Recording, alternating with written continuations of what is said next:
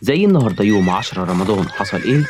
تعال أقول لك. رحلت أم المؤمنين السيدة خديجة زوجة رسول الله صلى الله عليه وسلم. بداية تحرك سيدنا محمد صلى الله عليه وسلم لفتح مكة في رمضان سنة 6 هجرية عام 628 ميلادية. بعث النبي سرية زياد ابن حارثة إلى وادي القرى في العاشر من رمضان عام 1973 أكتوبر. عبر الجيش المصري قناة السويس حيث استطاع اجتياز خط بارليف واستعادة سيناء من يد المحتل الإسرائيلي. مقتل الوليد ابن معاوية في العاشر من رمضان عام 132 هجرية الموافق 21 إبريل عام 750 ميلادية. قتل الخليفة الأموي الوليد ابن معاوية.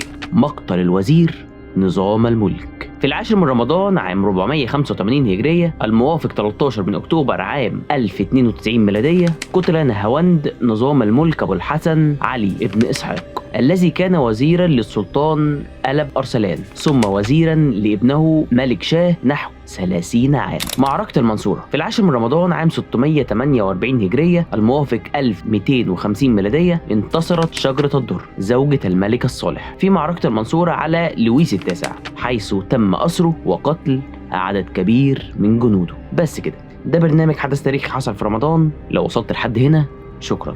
ما تنساش تعمل لايك وسبسكرايب وفولو وتكتب لي رأيك في كومنت. سلام.